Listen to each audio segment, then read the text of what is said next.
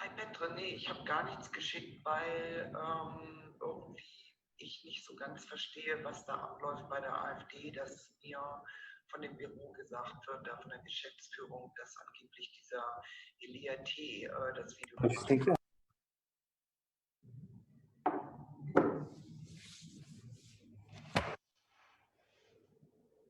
Yes. Like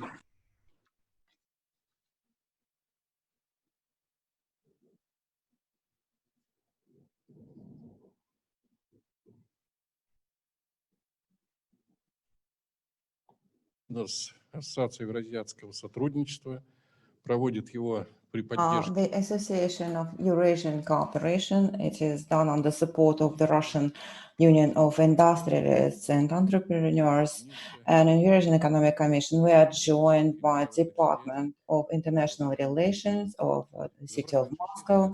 Over the course of recent 6 years, the forum has got its own recognizable face, and we became a reputable business communication platform. Speaking about the history of the forum, we should say that the previous 6 forums got together over 3,000 representatives of the business community from 38 countries of Europe, Asia, and Africa.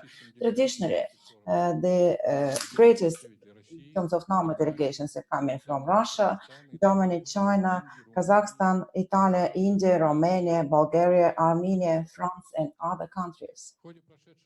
In the course of the previous forums, the participants managed to discuss a broad-based number of issues related to financial and economic cooperation in the territory of Eurasia. We discussed matters related to access of entrepreneurs to the capital markets, the sources of financing.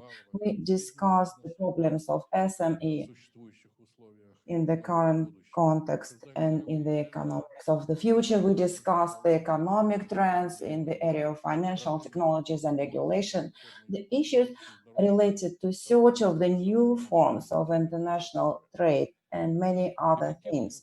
The efficient platform to search business partners.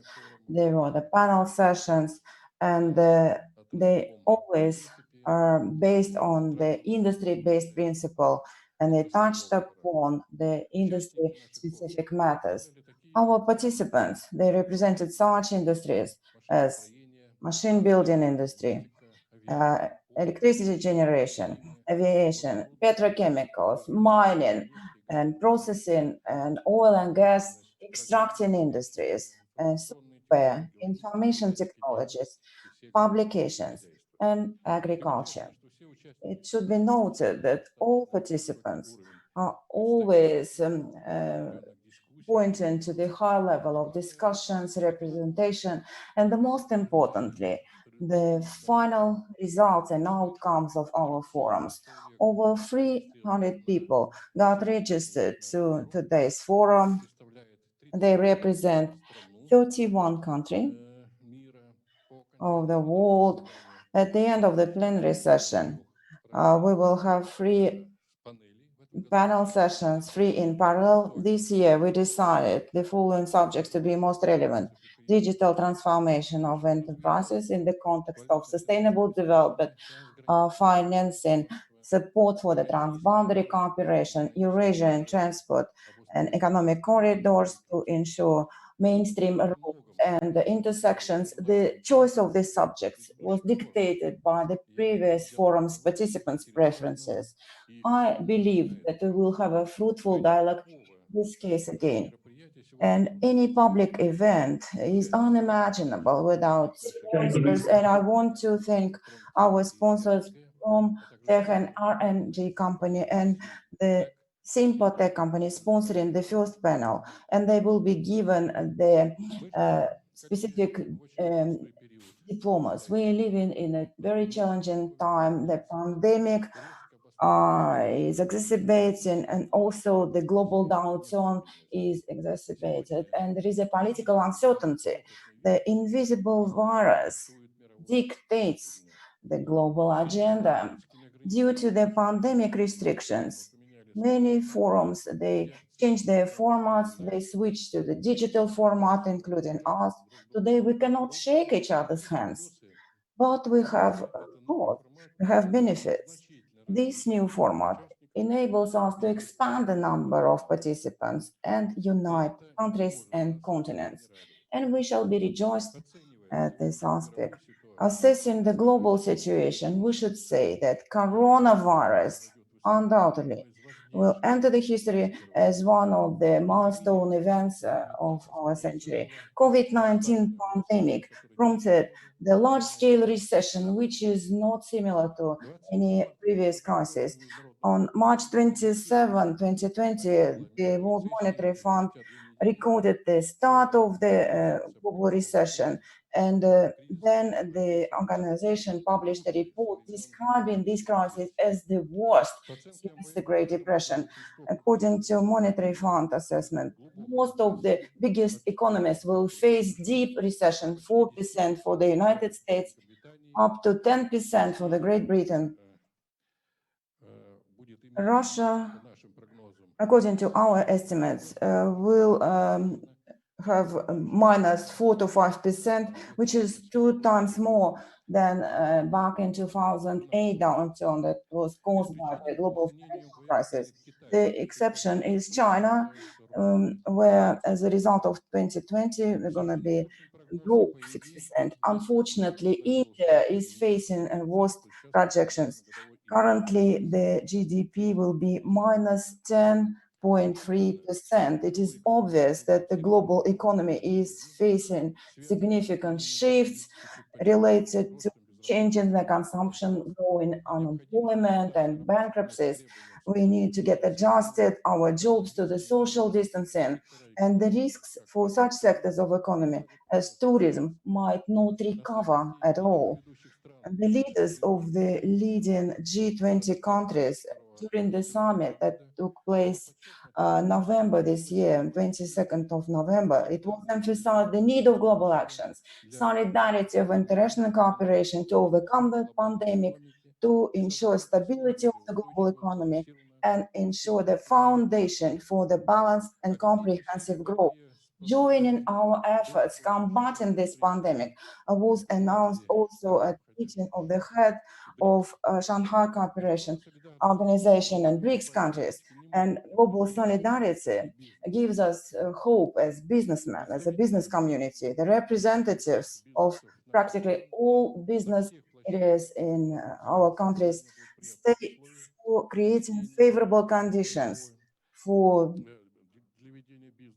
business activities, support for SMEs, industry sectors that especially suffered from the restrictions related to the pandemic.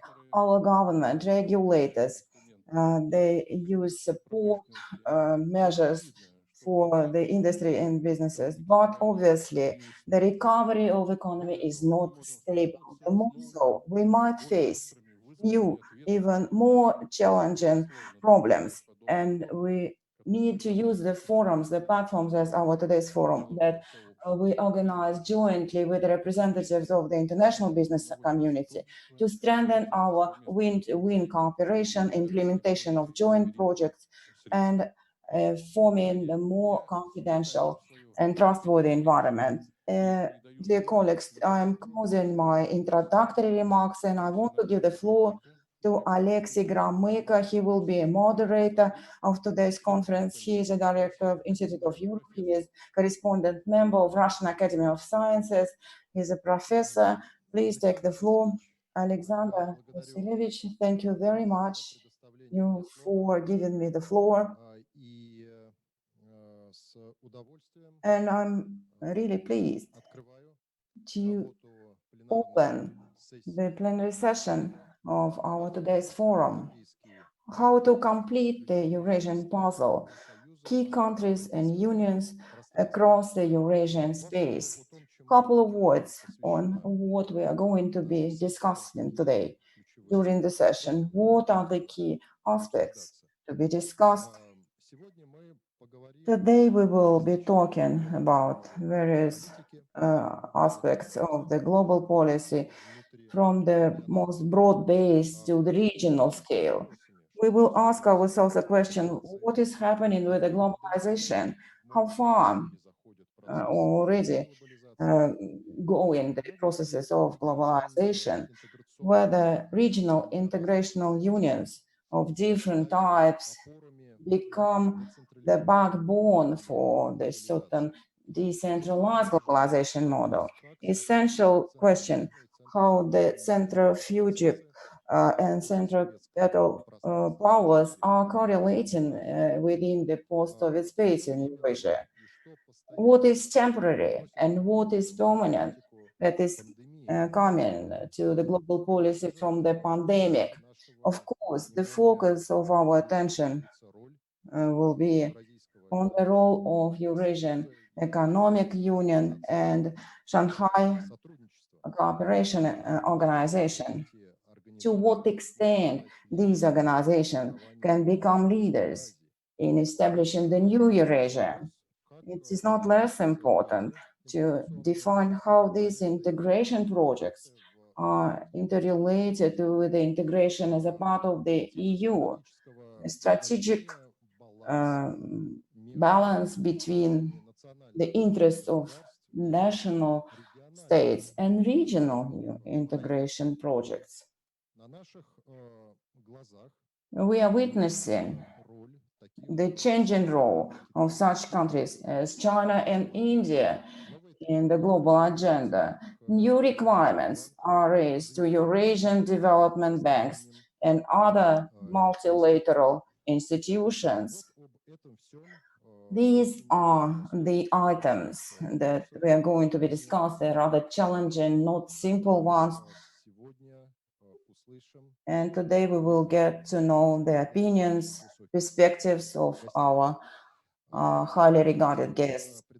Before giving the floor to our first speaker, please allow me as a moderator to remind you that time is really flying and we will have to be mindful of time, and each speaker will be given around 8 minutes for the presentation.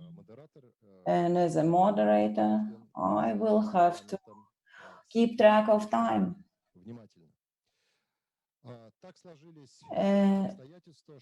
Circumstances got established that Timur Mikeshevich Zakselykov, he is a minister of Eurasian Economic Commission on economic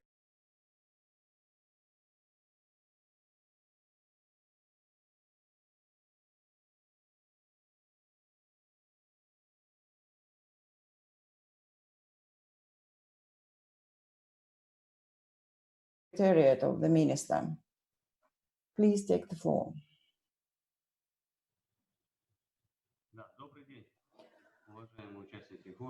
Good day, distinguished participants, ladies and gentlemen.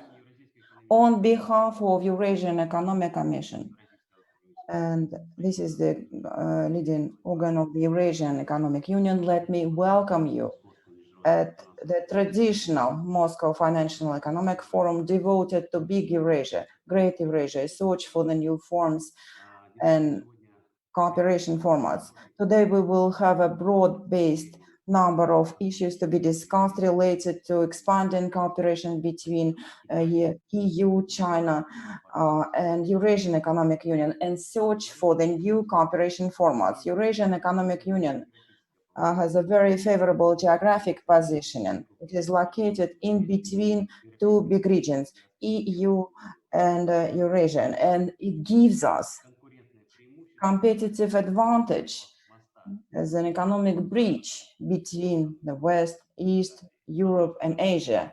On the one hand, European Union is acting as the biggest trade, investment, and technological partner and major consumer of the goods exported from Eurasian Economic Union. On the other hand, People's Republic of China is another key trade partner for our union, and we concluded agreements on strengthening of trade economic relations. Today, the world is rapidly changing, and we can see it with our eyes, colossal changes in the social life due to coronavirus infection, there is a lockdown, the freezing, mothballing of manufacturing sites across all countries. We see the slowing of economic activity in combination with the drop of prices, commodity prices, and financial destabilization. It causes significant changes in the global economic environment, as well as macroeconomic and social situation is changing. Each country has faced the need to take urgent measures to support national industry, social sphere, finances, and recover their own economies. We need to use the current downturn as an opportunity to change the trajectory of the global development and search for efficient mechanisms of multilateral cooperation. Under these global crisis conditions, the regional cooperation is becoming a real factor that facilitates sustainable development on our states, and acceleration of economic cooperation with Eurasian countries, mutual trade, implementation of joint projects, engagement of investments to the real economy, development of cooperation with EU, our main trade partner, and China can give us impetus to recover our economies and improve their competitive edge. Active participation of Eurasian Economic Union countries in international cooperation on implementation of Chinese initiative on the Silk Way will prompt establishment of the common economic space and transcontinental cooperation. It will give us new opportunities to implement important transnational projects. It's increasingly relevant to cooperate in the digital sphere. We need to implement IT technologies, digital technologies to ensure seamless functioning of the public systems to render social, medical, and educational services, to render services to SMEs, switching the entire supply chain to the digital technologies. And in this sense, the digital transformation will accelerate transfer to the new economy and reaching sustainable and stable economic growth, favorable conditions for innovative development, and formation of the new markets and upgrade of integration mechanisms. And the prospecting area is joint use of transport corridors, establishment of a single pharmaceutical market to treat coronavirus, and broad use of IA-based systems, and conjugation of Eurasian Economic Union and One Road, One Belt Chinese initiative. These are the initiatives that can spiral the economic cooperation. We need to implement transboundary projects in the area of transport, telecommunications, and energy infrastructure, digital transformation, and also materialize the industry-based agenda. In this area, we need creative, strong ideas and reliable implementation mechanisms, and we need to put it into practice. Important factor of economic cooperation is one single infrastructure. Transport corridor east-west shall be developed due to common investments that are meant to improve our cooperation. The future of international trade relations depends significantly on the success of cooperation and conjugation of the regional integration unions. Distinguished colleagues, distinguished participants, I am positive that our traditional financial forum, it's been the 7th forum so far, will become another milestone to strengthen international cooperation across the entire Eurasian space, and we will share the cutting-edge experience and insights in different areas. I wish all the participants of Financial and Economic Forum to have fruitful discussions, sharing opinions, and success. Thanks for your attention. Oscar Bulatovich, thank you.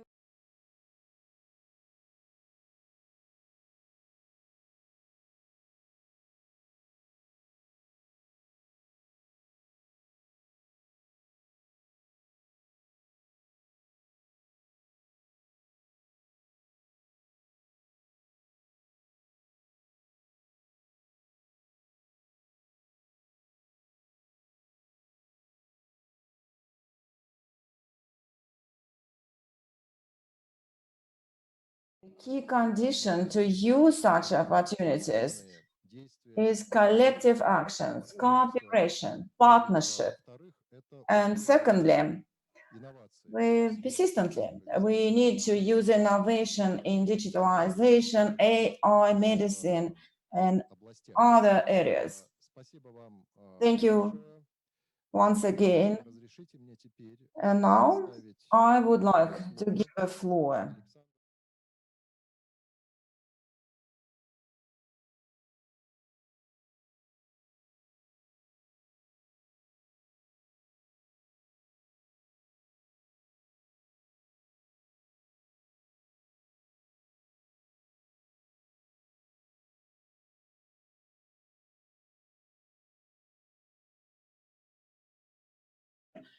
Alexander, please take the floor. Distinguished ladies and gentlemen, first of all, let me welcome you on behalf of the Russian Union of Industrialists, entrepreneurs. Welcome to all the participants of the forum. The forum has become not just the permanent annual event, but it got its own recognizable profile using the digital platforms. These platforms are used both in Russia, in the world, in the Eurasian space. That's why we can have a greater coverage in terms of our events and bring more audience from different countries. Couple of words on the global economy. What is the situation? What are the challenges that we are facing? Several times it was mentioned that the global economy is undergoing a crisis. This is the case indeed, but it's premature to say about the end of globalization. We can say that globalization is undergoing a transformation phase. Existing interdependency is unique, and we cannot destroy it overnight. And the global trade last year amounted to 19 trillion US dollars, and services $6 trillion US dollars, and global GDP was 88 trillion US dollars. Global trade accounts for 28% of the global GDP. No doubt that we need to see challenges in the free trade. Yes, it undergoes certain problems and issues. Free trade and investments, they stop to be universal drivers for the development, and there are many root causes. I will mention a few.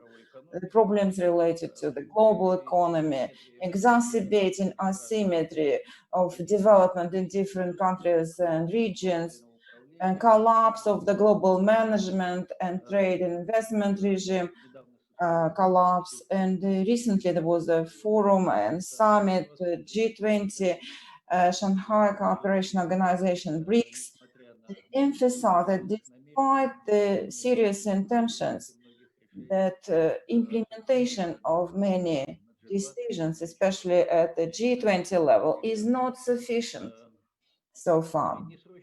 The mid-term and short-term prospects, of course, we will undergo additional pressure from the pandemic. It's obvious that 2020 is not the last year that we are suffering from the pandemic. I believe 2021 also, maybe even further. We will have to face the virus until we have the vaccine, until we have the herd immunity form. We will have to face the restrictions in different number of areas and regions. Service industry will suffer, transport, tourism, trade, and entertainment, and even the industrial enterprises, they feel pressure from the pandemic. Once it is related to the key personnel and mobility of the employees and members of their families getting sick. I would like to give several figures. According to the September United Nations forecast, the direct foreign investments in 2020 will drop by 40%. Global trade will drop by the same percentage.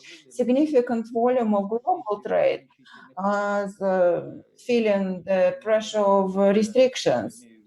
Restrictive measures, what I mean by it is not related to pandemic. It's related to protectionism from many governments. Under pressure of these measures, around 10% of imported goods of G20, it's 1.5 billion US dollars almost.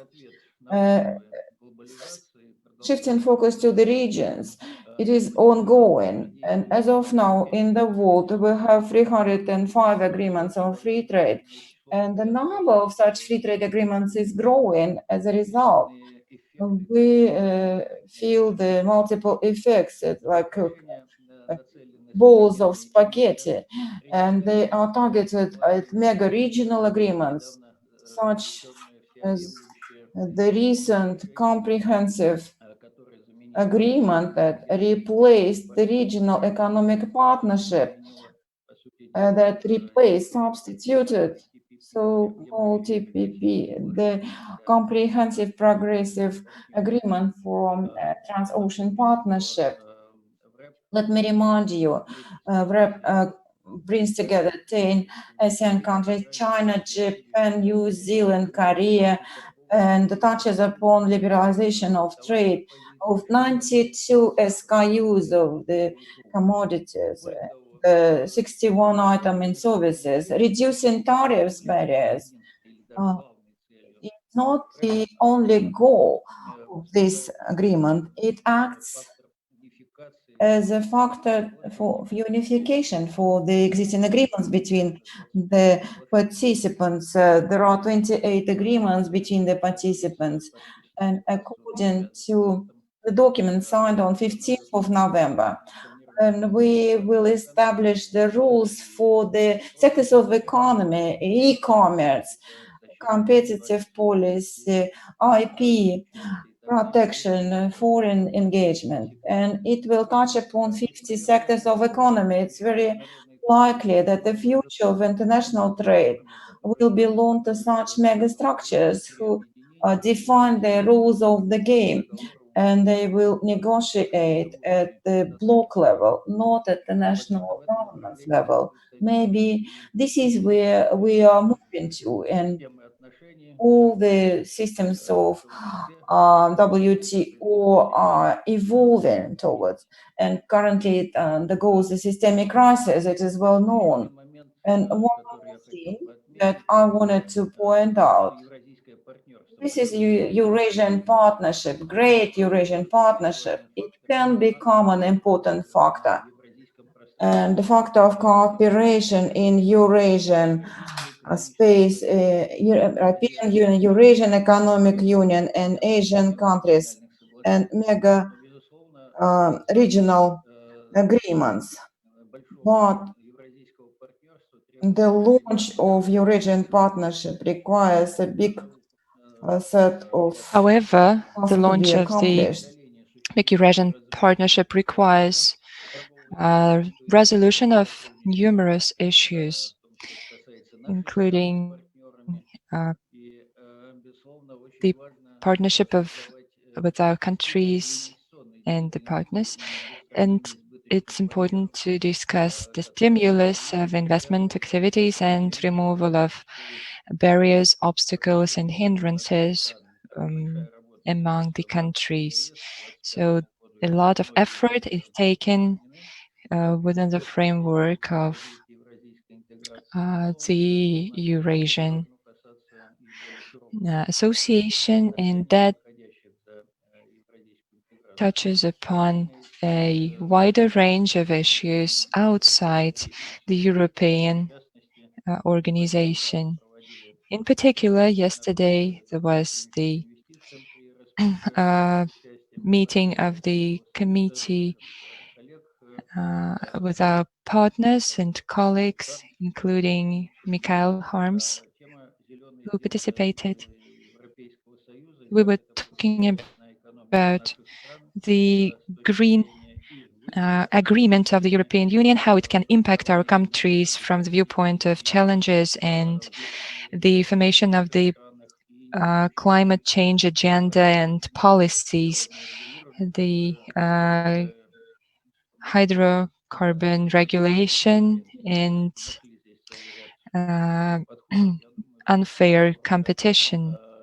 We have devised a few approaches, so to speak, intra-integrational, intra-block communication and agreements that are at the forefront. So I believe that the European Commission will play an important part here. Moreover, we are going to involve the businesses into the integration process. We also have the Business Council of the European Council, where we launch numerous projects with our European partners, the partners of OCEAN. We take an active part in the activities of G20, and as the chairperson of the Business 20 of Russia, I take part in consolidating Russian policies and present them at the G20 summits. So I believe a more in-depth and institutionalized involvement of business in the development and integration of the big Eurasia is a very important area of activities. So I think we could also found a business association of the big Eurasia, like the Business Council or like RSPP. And in conclusion, I would like to say a few words that the big Eurasia is still a puzzle, and we all enjoy making the picture, the figure of our cooperation and collaboration. We have another project called Big Eurasia, from Lisbon to Vladivostok. Within this consortium, or so to speak, or association, we also feel that there is a need to involve more countries to solve the issues of the big Eurasian partnership. Thank you so much. Alexander, thank you for your presentation. Indeed, the biggest puzzle in the world we are going to make is the puzzle of the Eurasian countries. You mentioned transformation and globalization as the broader phenomena, but however, the majority of your presentation was devoted to regionalization. Indeed, is this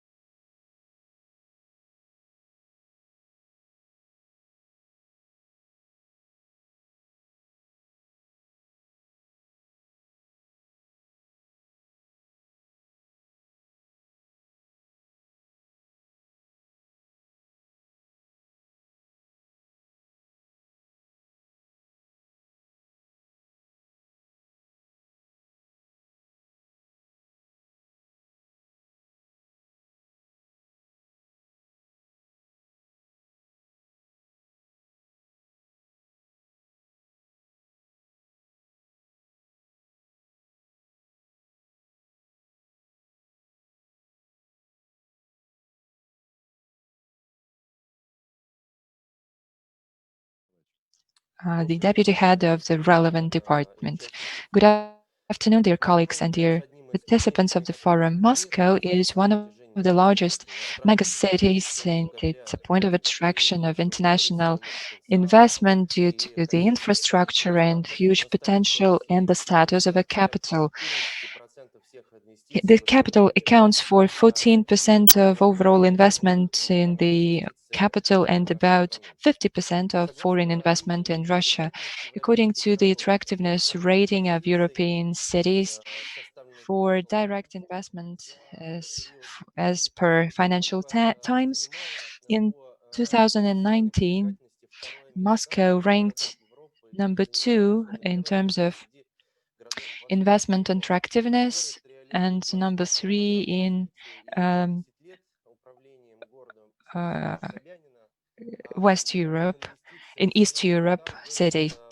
The volume of investment in the capital grew by 112% as compared to 2010, and the overall amount of investment exceeded $400,000, where it's the bulk of it is the accumulated foreign investment, which accounts for $260 billion by 2019. Talking about key partners, it is Germany, France, Switzerland, Austria, Luxembourg, Cyprus, the United States of America, Great Britain, and China. 2/3 are accumulated in financial, IT, tourism sector, in the real estate, in the real sector that Moscow is most competitive today. In terms of the trade volumes, number 1 in terms of trade with Moscow, so number 1 is China, and a few more countries.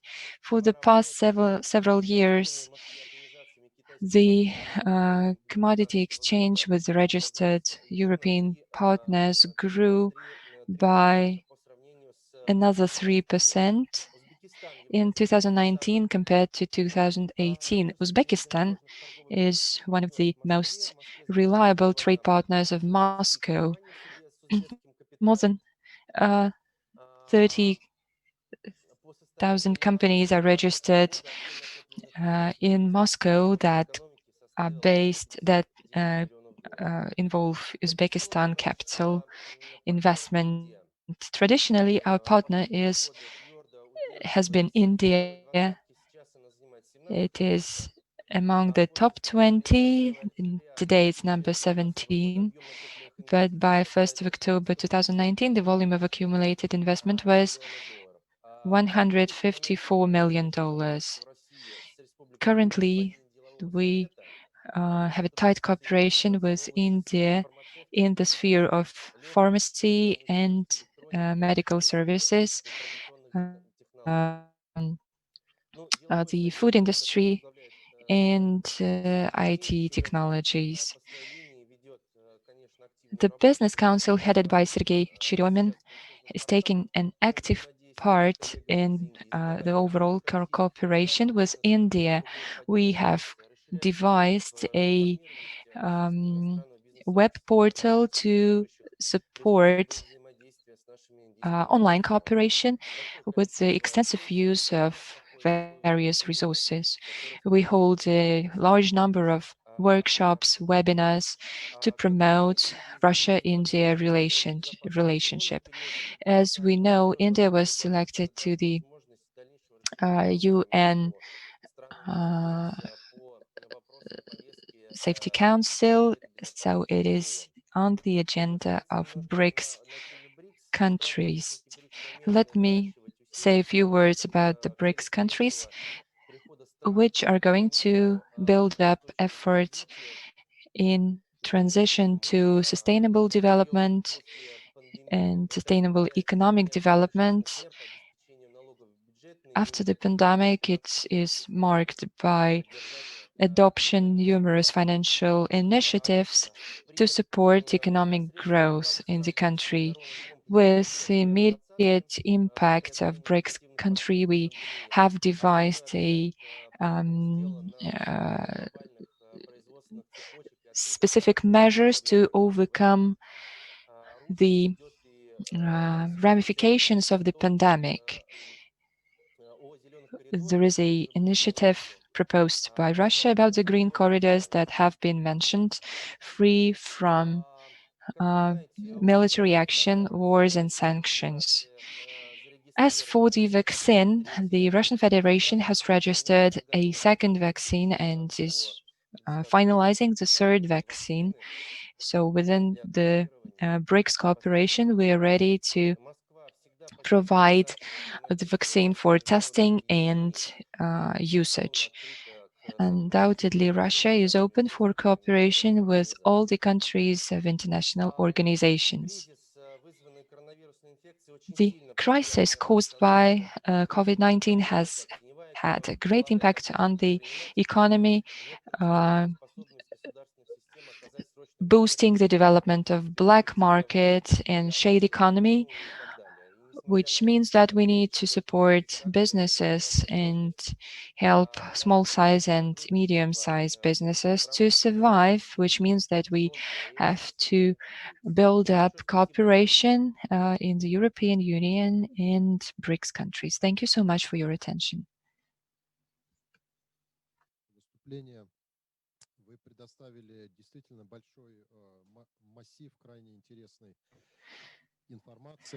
Thank you. It has been very informative.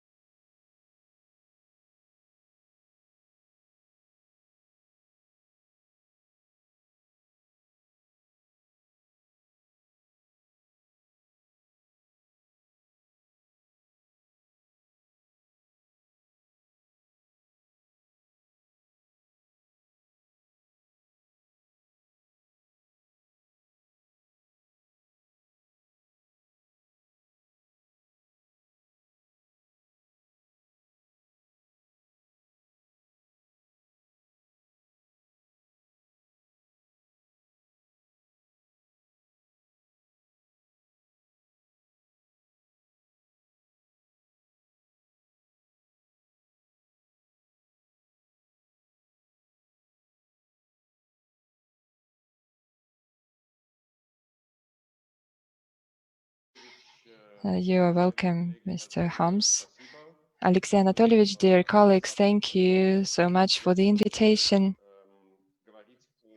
Yeah, now I would like to talk about the opportunities of the Eurasian cooperation with the countries of the European Union from the viewpoint of businesses.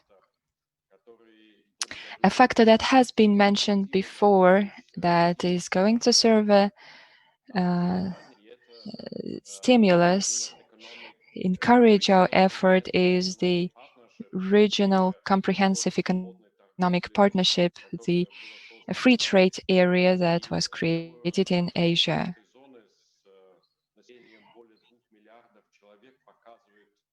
So this area with the population of more than 2.3 billion people has proved that we're not enough pragmatic, sensible, we are not enough motivated. This area has shown that the countries with very different political systems like China, Japan, and Australia still can be very insensible in negotiating the reduction of trade barriers and creating the areas of mutual economic effort. I believe that should encourage us to move forward in our cooperation and create a new economic area from Lisbon to Vladivostok. Alexander Shokhin mentioned the initiative that we are part of. I do agree that this is not an end of globalization, but a huge transformation thereof.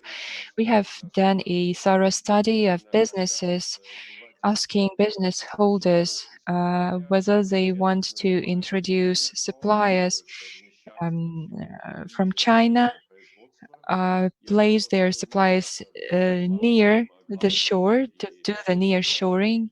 And it turned out that it's not the main strategy of enterprises, but the main strategies is the global multi-sourcing, which means globalization is not coming to an end, but is moving to a next stage. As for the common economic space from Lisbon to Vladivostok, if we simplify this idea, if we think about the definition provided by President Trump, and which is basically devoted to the customs issues, I believe that as for custom duties, we have more issues with the United States. As for market access, we have more problems with China, and there is a lot of room for improvement in this area. Of course, we're working on the topic of localization, the economic issues of sanctions. We have the anti-dumping investigations. We have the sanctions. We talk about sanctions a lot. We talk about hub and border a lot, but we believe that our agenda is very pragmatic when it comes to the trade policy. Does it mean that we can account for that we can expect a breakthrough? Unfortunately, I don't think we can. In the short term future, we should not expect something like this. So we have a lot of political issues and political prejudice. So unfortunately, I cannot imagine a picture where the leaders of the European Union and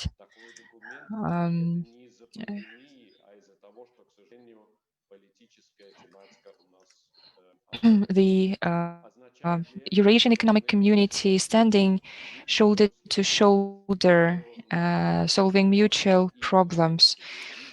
I believe that from the viewpoint of businesses and business associations, we should be even more active in our effort. I can name 3 areas of this enforced effort.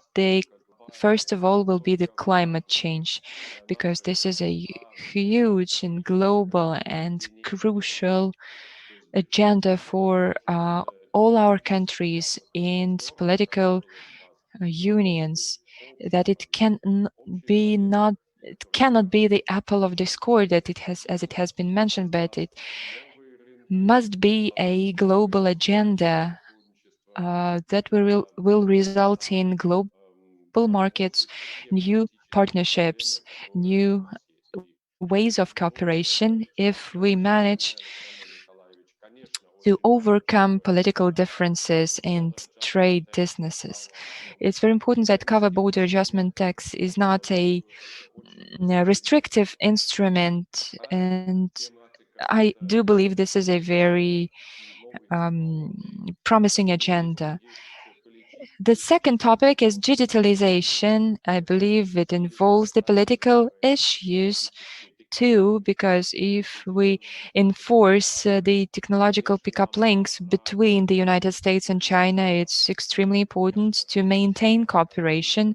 And let me be totally honest, we're not interested in the Eurasian Economic Community making a shift towards cooperation with China.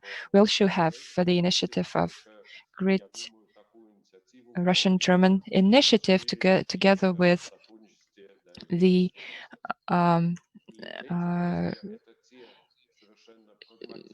political union, and we expect to even expand this kind of cooperation.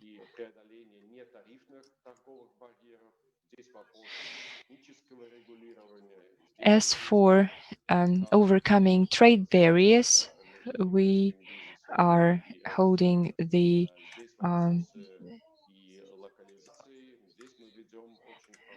we are in dialogue with the Russian Union of Industrialists and Entrepreneurs regarding the phytosanitary regulations, sanctions regulations. So I believe we should be sensible and focused on this kind of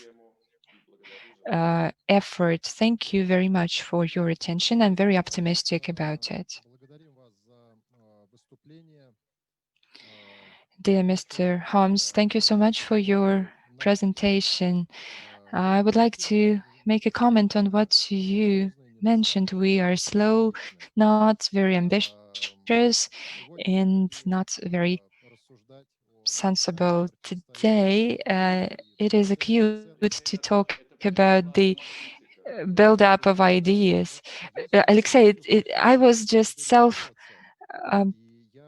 I was criticizing myself and my own organization just to make a comment. I understand. I would like to go back to this sensibility and pragmatical attitude. Indeed, very pragmatical interests drive businesses and communities and even countries, and indeed they can help in resolving very challenging issues. I heard you saying that you're not expecting any breakthroughs in the area from Europe to Asia.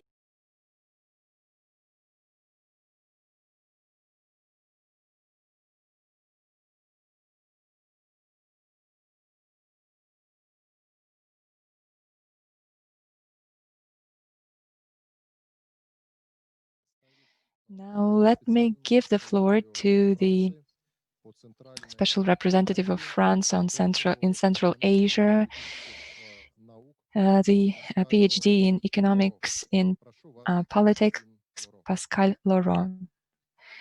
Please take the floor, Mr. Laurent.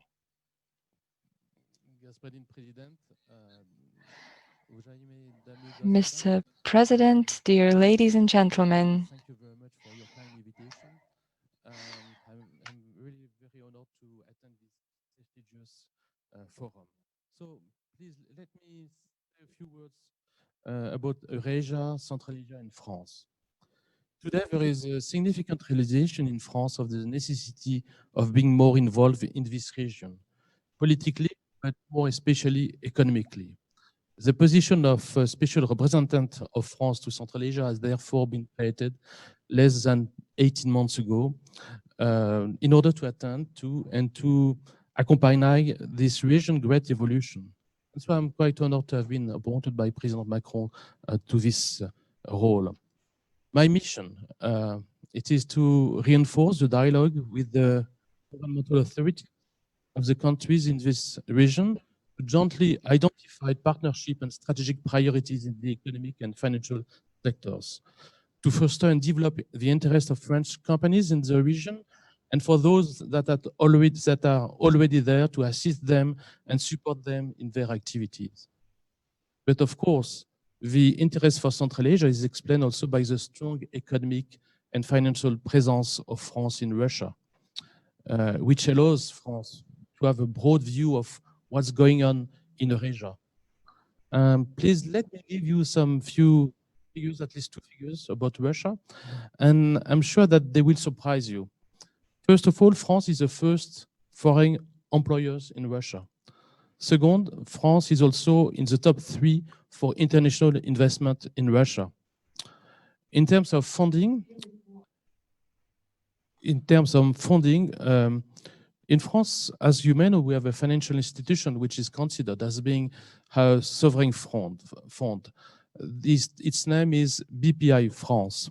And I'm very happy and delighted to see that just here is advisor to Russia, you know, Jérôme Clausen is just among us. As you already know, for some of you indeed, BPI France has signed very recently a partnership with the Russian Sovereign Wealth Fund, the Russian Direct Investment Fund headed by Mr. Kirill Dmitriev, with a view to co-invest in French and Russian companies. Recently, the two funds have first invested in support of a company which name is Orpea for the creation and establishment of 4 clinics intended for the third age in Russia.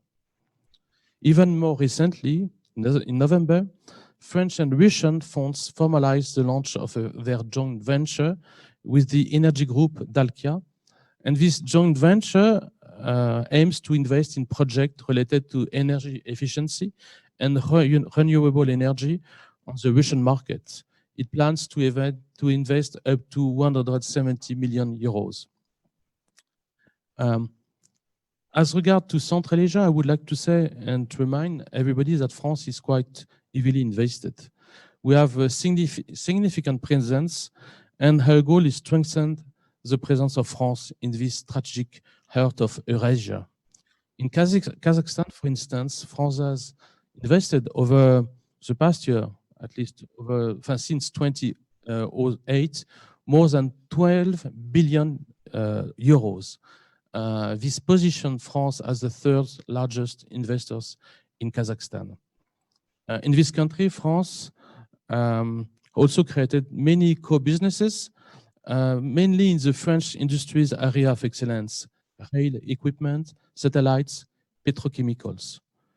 In this region, France is involved to bring tangible solutions to assist our partners in developing their production of high value-added products, to help them master technologies. France's action is multifaceted, covering all economic sectors, with perhaps, when we look closer, some strategic sectors, energy and renewable energy, agriculture and food processing industry, transportation, including aerial transportation with Airbus, digital technology, smart cities, or tourism. In this last sector, for instance, France is finalizing the project of a touristic mountain complex near Tashkent in Uzbekistan that will be, once completed, the greatest and most modern alpine center in all Central Asia.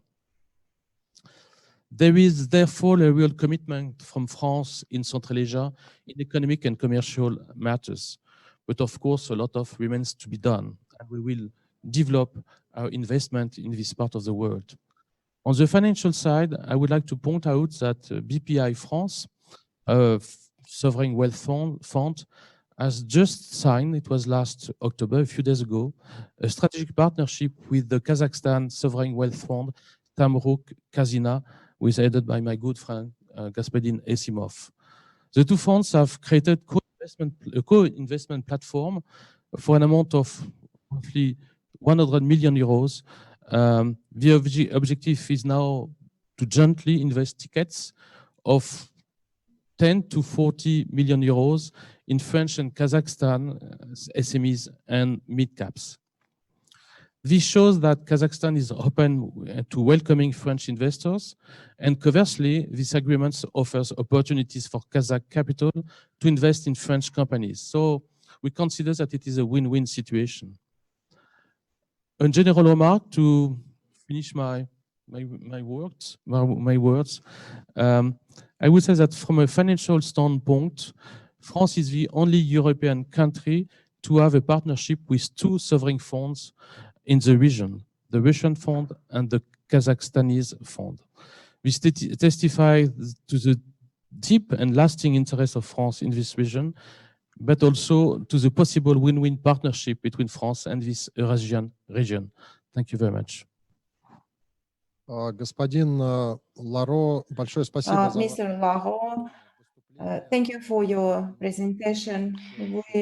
Mr. Laro, thank Really you very much gave us lots for of your impressive presentation. You've facts and mentioned a lot of information. impressive facts For and example, information, indeed, and I believe that maybe it is not well not many known people are that aware that France France is is the number number one one foreign employer in the Russian international Federation, employer as you mentioned. in Russia. And as you Despite mentioned, despite extremely the challenging situation related to the pandemic, the new complicated joint projects conditions have and been launched with circumstances Russia, due to the with the Central pandemic, new Asian partnerships countries have as been well. launched with Asian countries.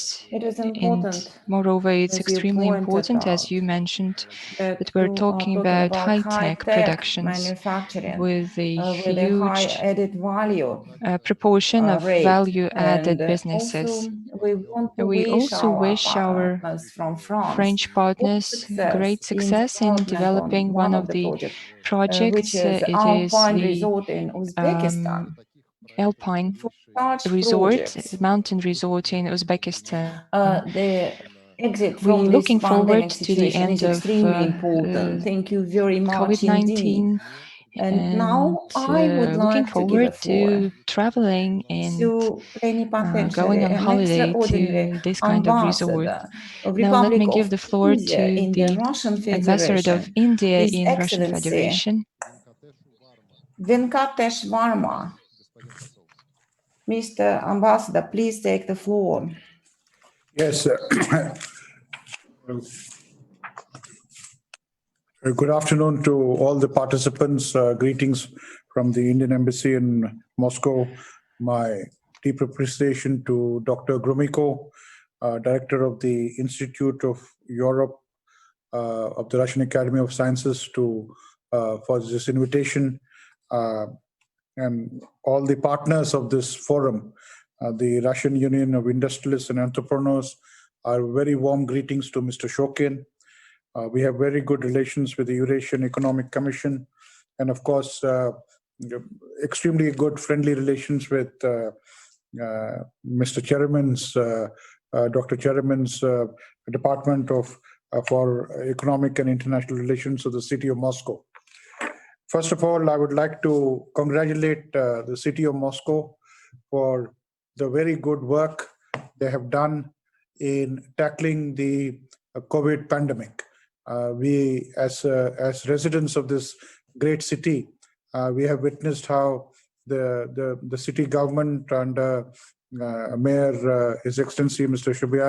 Subyanin has done a very good work, and we wish all the participants good health in this COVID pandemic. Now, India-Russia relations are long-standing, but I think are poised for new areas of growth. The COVID pandemic situation has, of course, created challenges for everyone, challenges for Russia, challenges for India. But we are confident that next year the Indian economy will rebound by over in a positive growth of over 8%.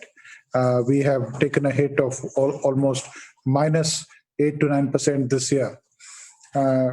India has spent over 15% of its GDP for economic revival as part of the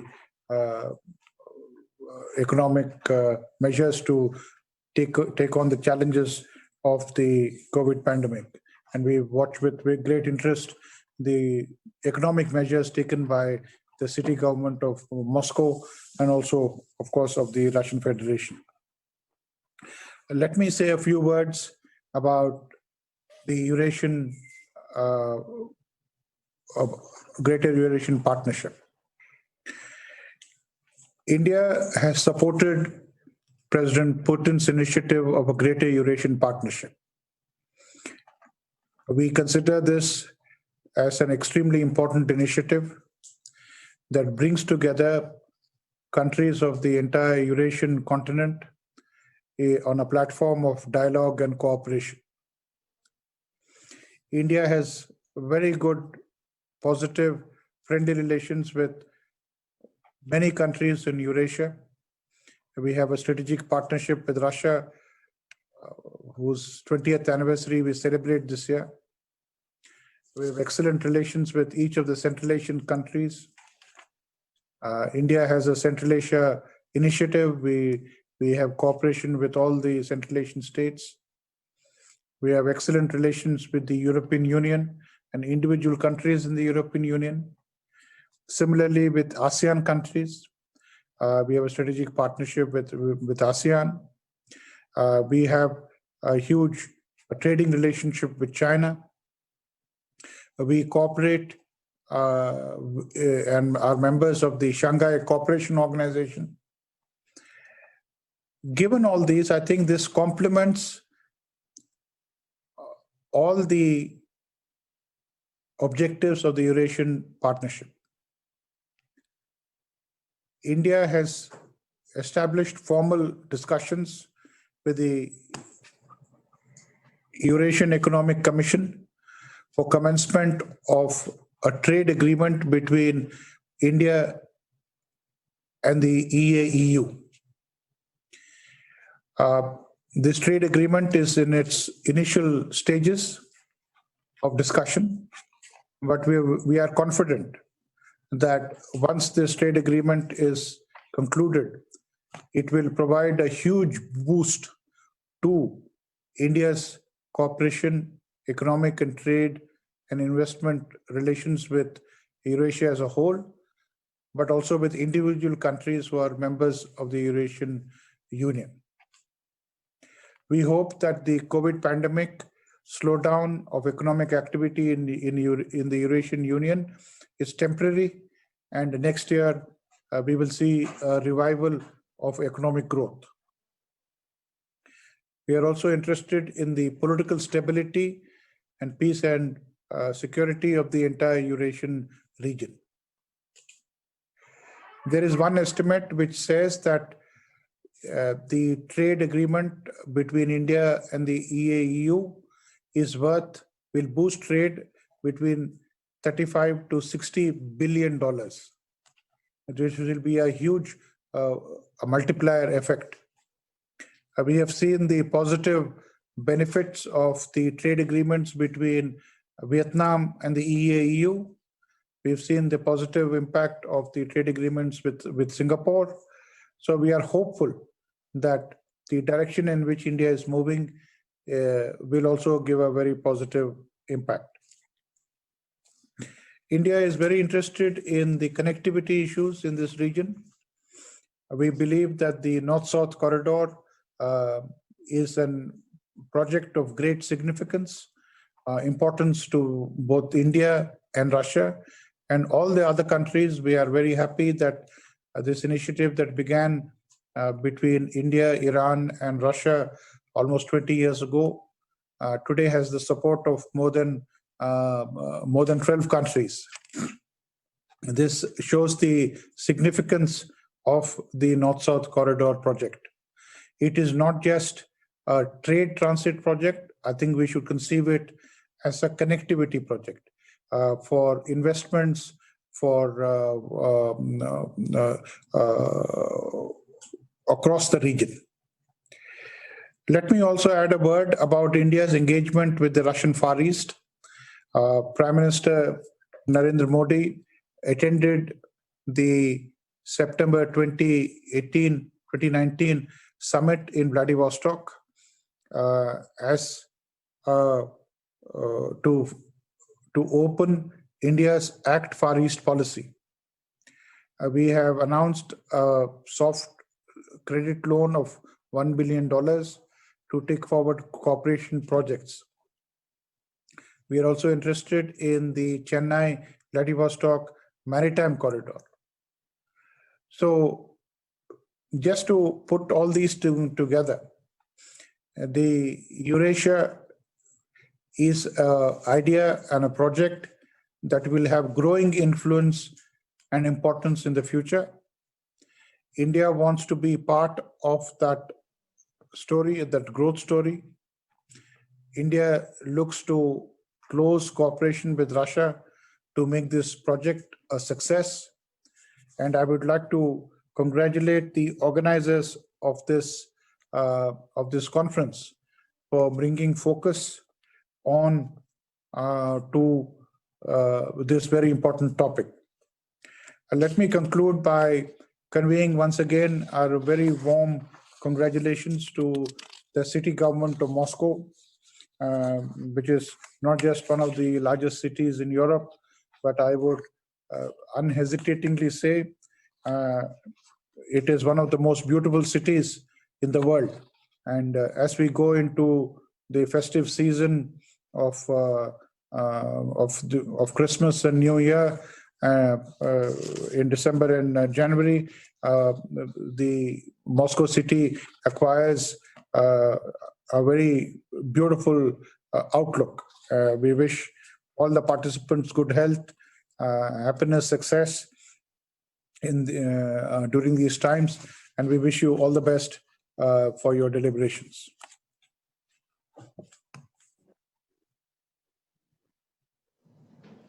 Господин посол, благодарю Mr. вас. Ambassador, Your Excellency, thank you very much for your presentation, and thank you for the high regards with regard to our beautiful city. As you mentioned, 8 to 9% of the GDP drop in your country. Of course, this is an unprecedented challenge, and we wish that India can overcome this problem next year.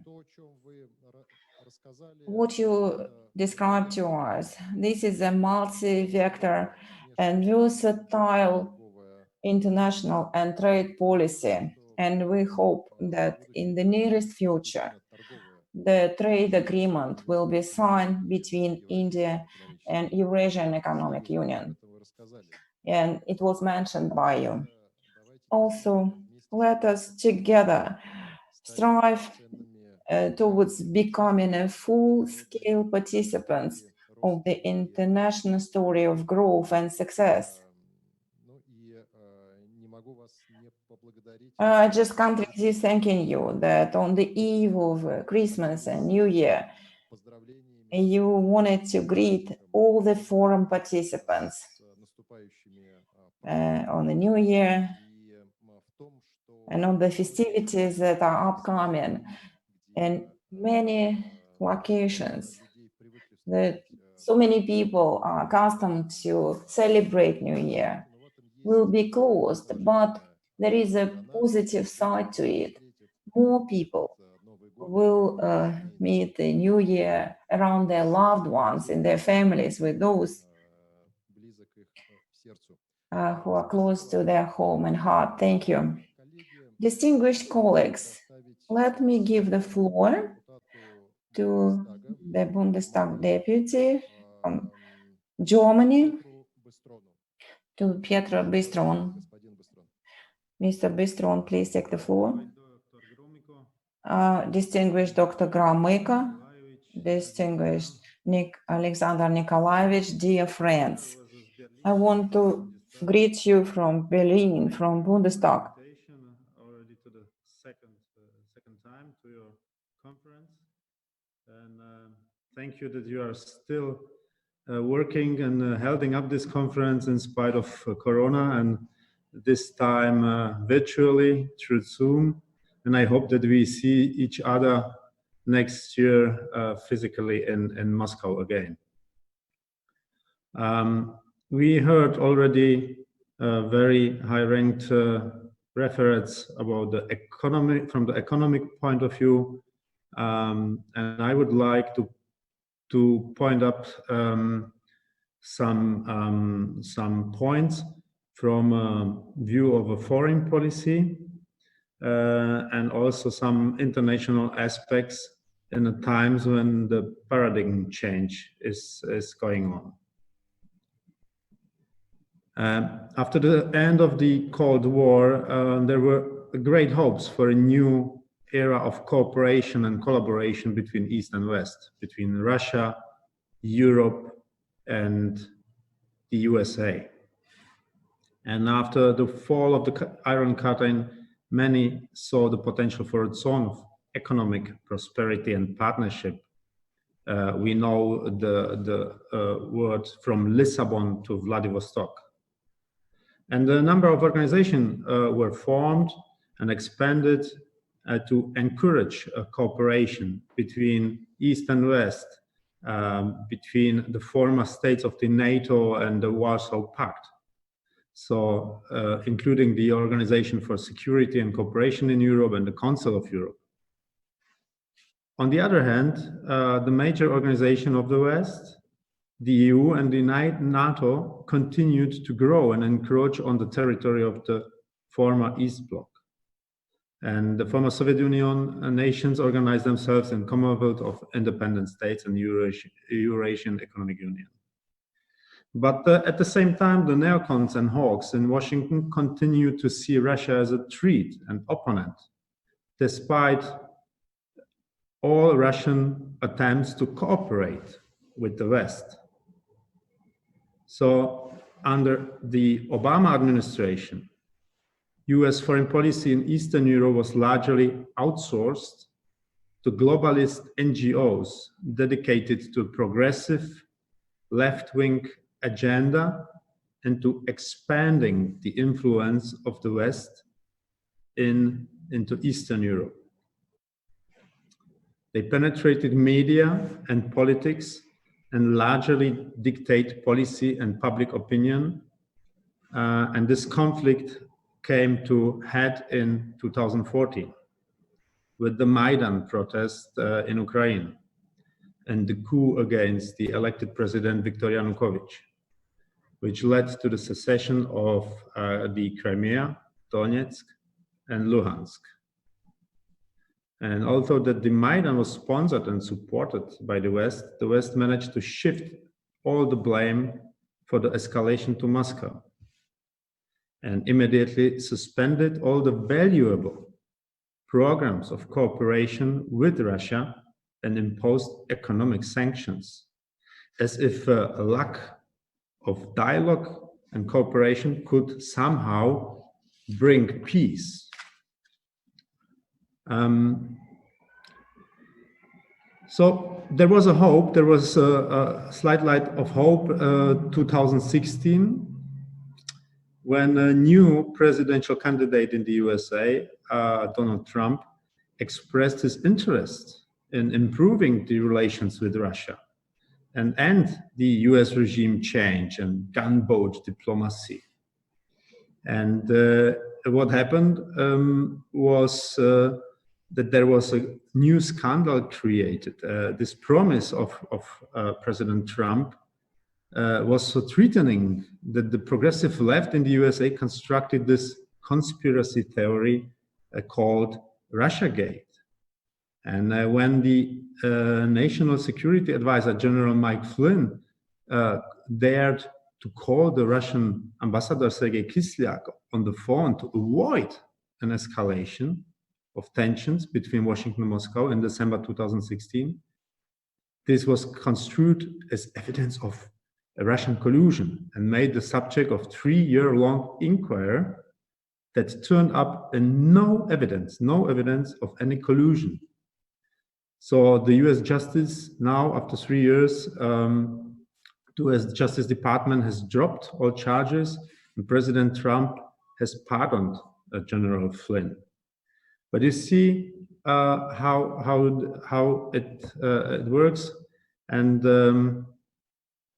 so Mr. Shochin said it already, that we need now urgently to create an economic, democratic and freedom-loving organizations to counter these insidious and subversive forces.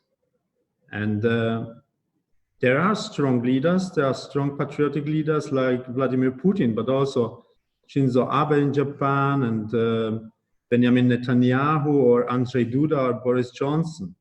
And so there are good possibilities for do that. Let me point also in what situation the European Union is now. The European Union is in a crisis. In 2008, it had to struggle with a monetary crisis, followed by the migration crisis 2015, and now with a devastating pandemic. Europe is still dealing with the consequences of its previous crisis. So the coronavirus epidemic could cause a real harm. We were already seeing the signs. Sovereign debt, unemployment, and dismal economic conditions of several member states are critical. And Ilya Kuznin said it in his statement that at the same time, Asia is rising up. In Asia, new organizations like the Asian Infrastructure and Investment Bank are arising as a counterweight to the former Washington-dominated International Monetary Fund and the World Bank. Also, China is pressing forward with its Belt and Road Initiative, which is a strategic challenge to Russia and Europe, and threat and opportunity at the same time. So we see new challenges and new chances are on the horizon. Let's take the chance and let's work together on this new setup. Thank you very much.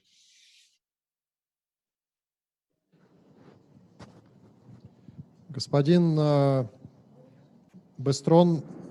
Mr. Bistron, thank you very much indeed for your inputs. You started with pointing out that currently you are in Bundestag. And I remember my walk on the spiral stairwell, the cupola, the dome. It's very beautiful. And where you are, this is an architectural style that brings alive my memories. And you touched upon the matters related to the modern history, geopolitics, global politics, and the situation with the political leadership in the world is really challenging. And let us see what Russia and Germany will face, and the entire Eurasia will face, as the new president-elect in Germany. We are at the Financial and Economics Forum, but we know that politicians dictate the economics, right? And there is no free hand. There is no invisible hand of the market players. It's their politics and economy. They are really merged. And without a wise and political strategy, there is no way for our countries to be efficiently developed. Thank you once again, dear colleagues. Now I want to give a floor to Director General of European Business Association, Mr. Tadzio Shilin. Mr. Tadzio, please take the floor. Thank you very much, Alexei Anatolievich, for the opportunity to speak at today's forum on Eurasian cooperation. And this is very timely that you gave me this opportunity. I am in one of the Russian regions. I have a bad connection. And if you cannot hear me or if the connection is broken, please be understanding and we will try to fix it. Can you hear me? So far, so good. We can hear you. Thank you very much indeed. And I want to welcome other colleagues, the speakers, and the ambassadors, representatives of parliamentarian authorities, Russian institutions. I'm very happy to present the voice and perspective from European Business Association. We're happy to see you, Alexei. We're happy to see our partners from Russian Union of Industrialists and Entrepreneurs. Currently, unfortunately, as it was repeatedly mentioned, the interaction between European and Eurasian Union countries, despite its importance, is complicated due to difficulties in establishing a dialogue with individual countries from EU region. In the recent presentation, the Minister of Foreign Affairs, Sergei Lavrov, said, currently we shall not talk about any positive aspects in interaction between Russia and EU. Of course, this is a very gruesome and sad, and the sanctions are still present between Russia and EU with regards to one more member of the Eurasian Union, Belarus.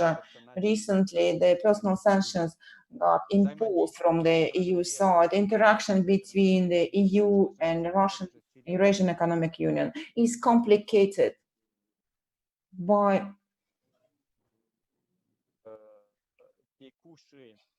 these serious challenges related not just to the geopolitics, but to the pandemic as well, that touches upon the entire economic and personal lives.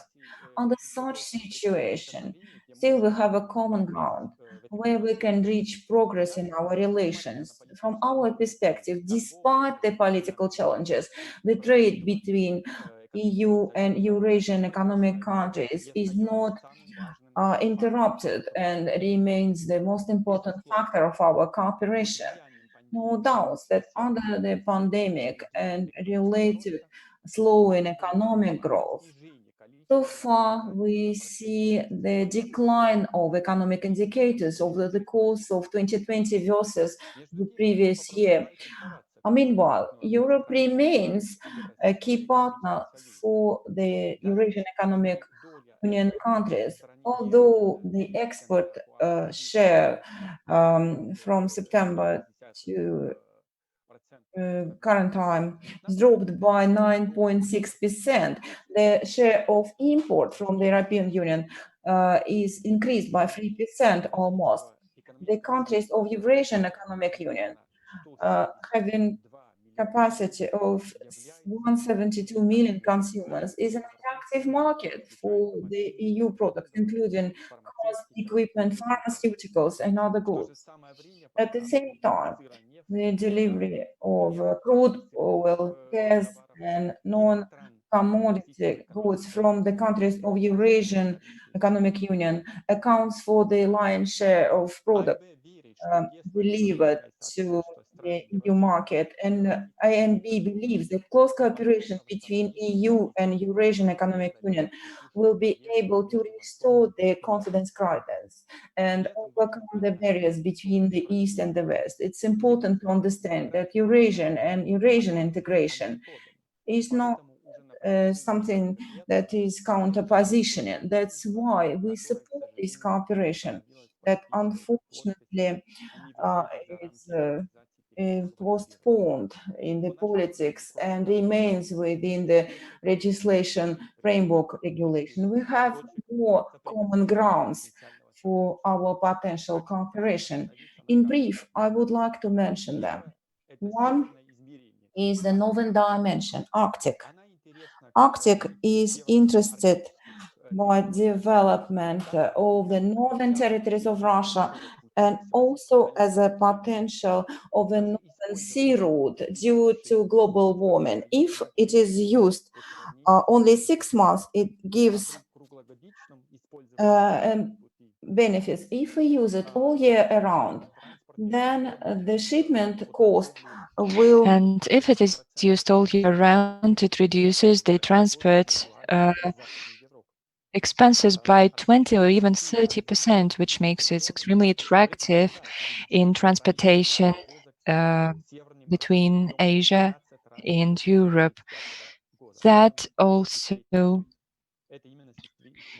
aims to increase the amount of marine transportation by 15 or 20%. That's number one. Number two, COVID restrictions and ramifications have hindered economies of majority of countries. In this case, we need to cooperate in 5G, in protecting the digital services. So the huge potential is with the smart city technology. As for transport, after slight slowing down of transportation, including transit cargoes. So it's speeding up again. It's reviving again, providing the most favorable conditions for the countries. On the railway from Norway to China through Russia and Kazakhstan takes 15 days, whereas the marine transportation takes 3 times as much time as compared to the railroad.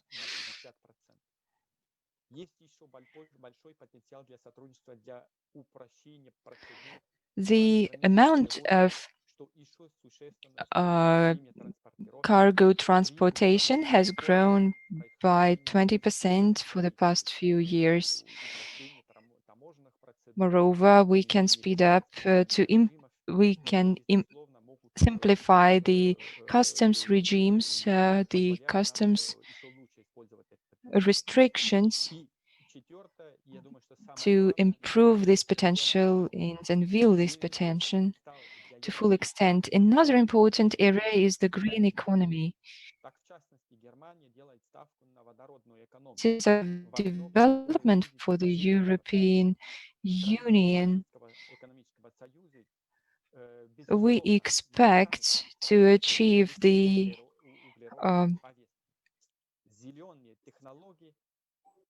help of the green hydrogen, that the new competitive advantages will be the green energy, and international investors pay even more and more attention to ethical components, to the между этими двумя регионами и предоставить платформу для обсуждения всех обоюдно важных вопросов. АИБ способствует сближению сторон, в том числе посредством предоставления local communities' well-being and management. By providing live information about the investment в Брюссель, в столицу Европейского Союза, и встретиться с европейскими властями. АИБ в прошлом году осуществила успешную бизнес-миссию представителей компаний-членов в Казахстан и в Узбекистан. Планируется подобные деловые визиты в другие страны, как только это будет development of business and the CIS. We also Евразийской экономической комиссии. Визиты комиссии на министерском уровне в Евросоюз. Organize representatives of the European Commission. We also organize visits of the European Commission representatives to various industries.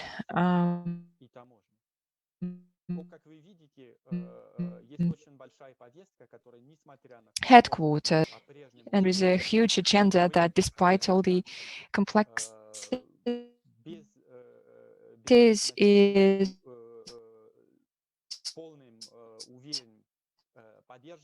possible and fulfill, support this agenda, and do our best to contribute as much as we can to fulfill it. Thank you so much for your attention. I wish you a very fruitful and pleasant discussions. Mr. Тема вашей речи была for your посвящена точкам presentation was devoted to the touch point of the European Union and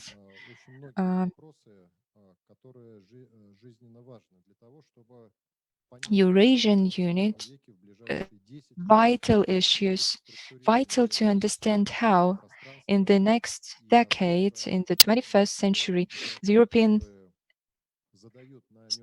structured, and how much the participants of the agenda can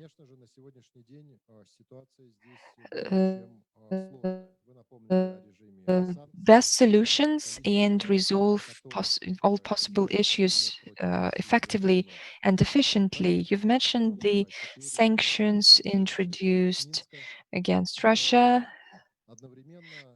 There are new sanctions, and at the same time, I would like to highlight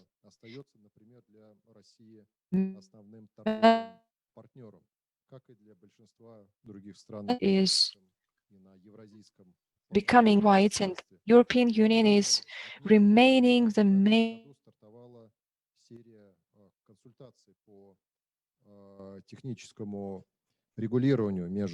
age. So this year, a serious cooperation between the European Union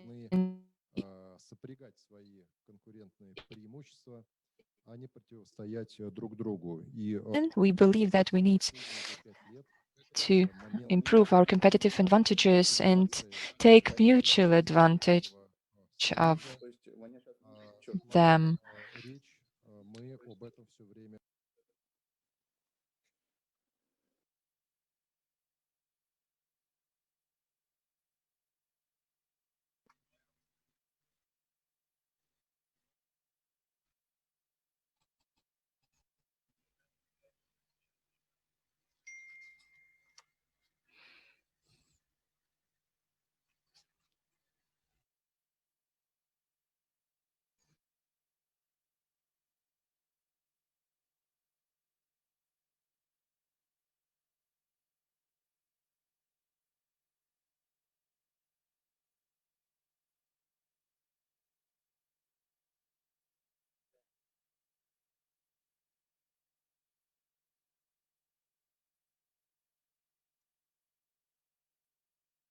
Алексей Анатольевич, вас больше не слышно.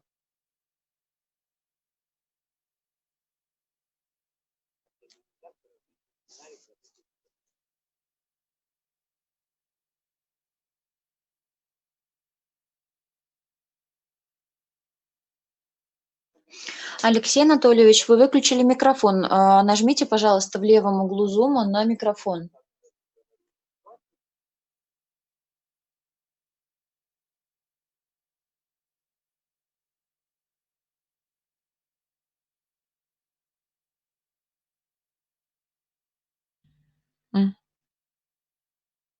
Переводчиков, я не регулирую свой звук.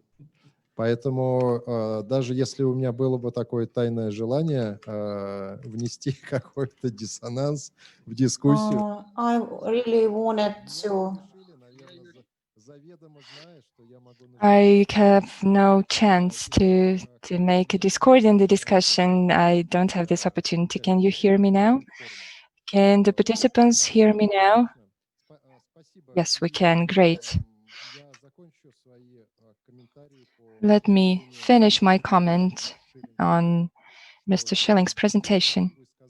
Indeed, as you mentioned, there is a huge agenda, and I believe those who would like to benefit from the agenda for our countries with understanding that this benefit will only be incurred if we do cooperate. And this agenda is rich and promising. There is no limit for creativity, development, and in the good sense of this word, fantasy, and far-reaching plans. However, pragmatic, the plans that can be implemented. Mr. Schelling, thank you so much. And I would like to inform you that we have here the president of the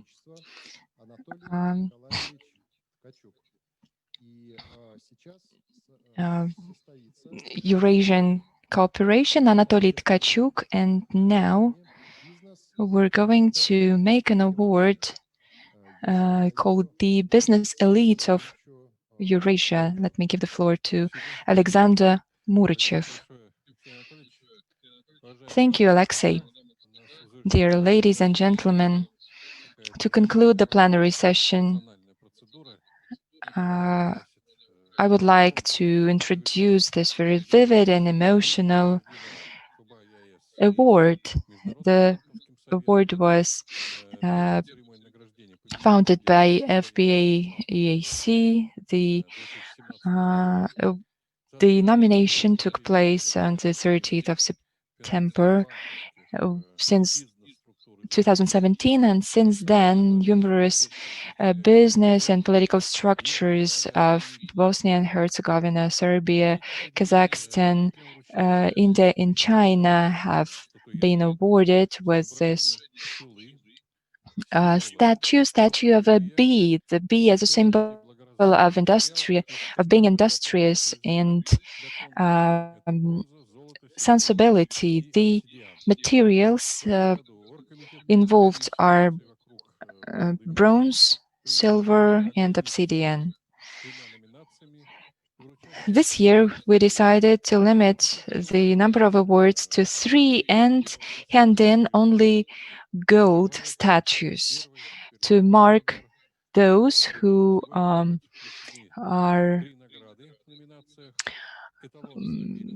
industrious and efficient in overcoming the ramifications of the pandemic. We have 3 nominations, the technological breakthrough, and 2 others.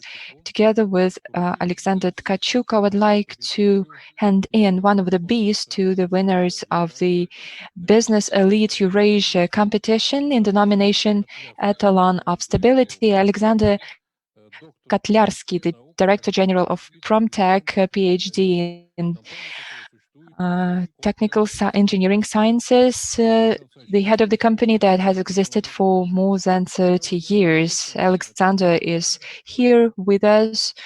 We are very pleased to hand in the statue in person.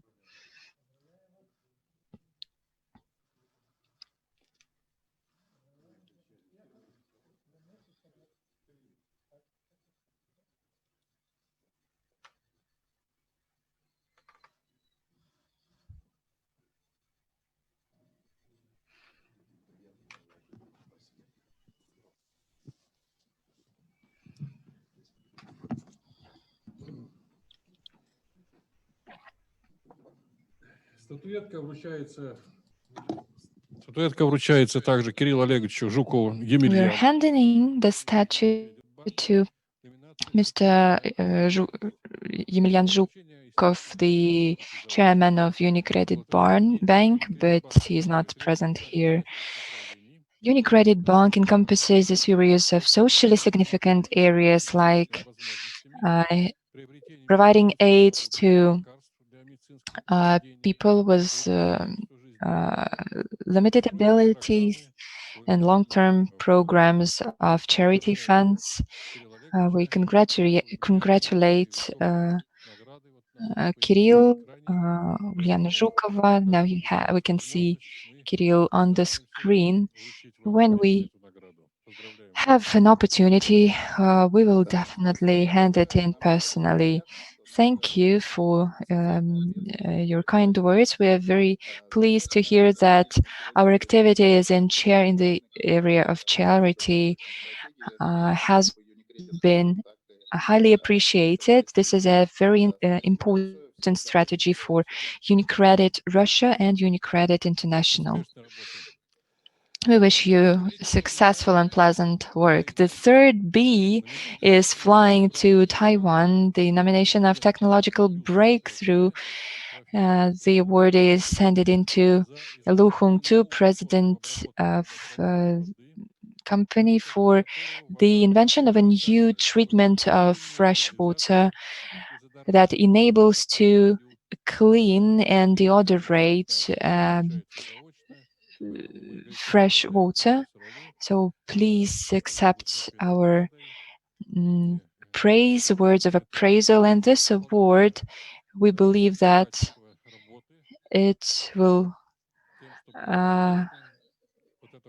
prompt the motivation, the quality of the effort in this very viable area. This project has a success already, and I wish you to scale it up further. Thank you. Dear colleagues, thank you for the participation in the plenary session of the forum. You can see that this forum has taken place.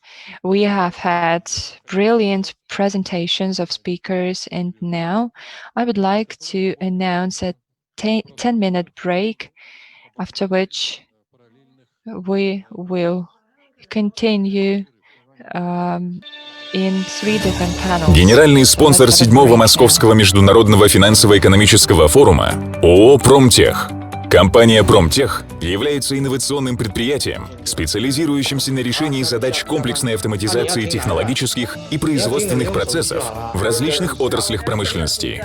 Более чем за 25 лет стабильной работы для многих российских и зарубежных предприятий партнером по внедрению передовых информационных технологий, от датчика и контроллера до современного цифрового управления промышленным производством.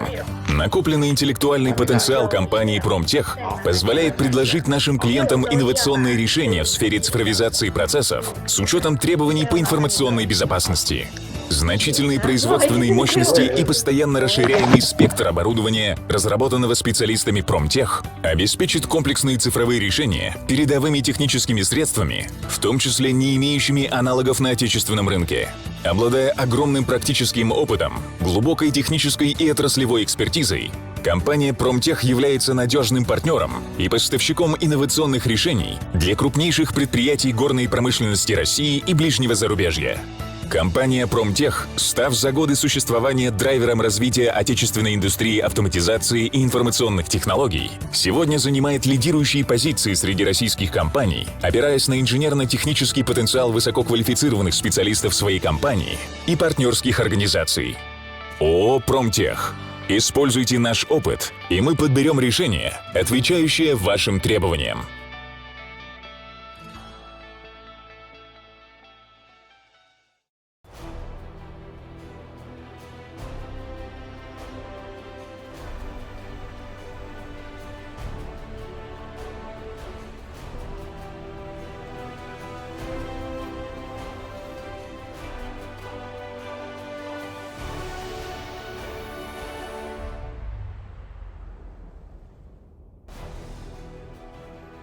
Development of the eastern blocks of the Srednya-Botu-Obenskoye field is one of the most promising oil and gas projects in the Republic of Saha-Yagote.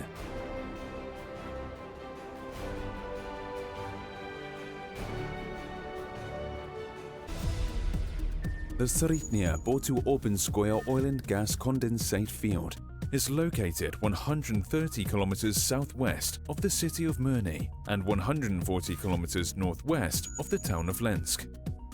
The eastern blocks of the field extend over an area of nearly 400 square kilometers, comparable to the city of Khabarovsk. Facilities have been put in place for oil preparation that meet GOST Russian standards. Oil was discovered in the Botu-Obenskoye horizon at the eastern blocks of the field in 1970. But the USSR Oil Ministry decided to shut down the well. Development of the eastern blocks was resumed 40 years later by RNG. In 2010, the company won an auction for rights to explore and produce hydrocarbons at the eastern blocks.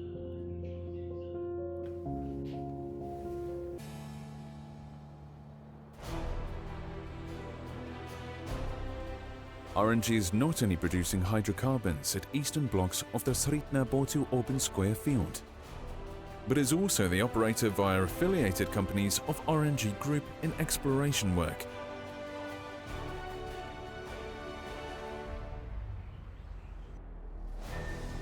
at the Yuzhno-Sujukaski, Munilovsky,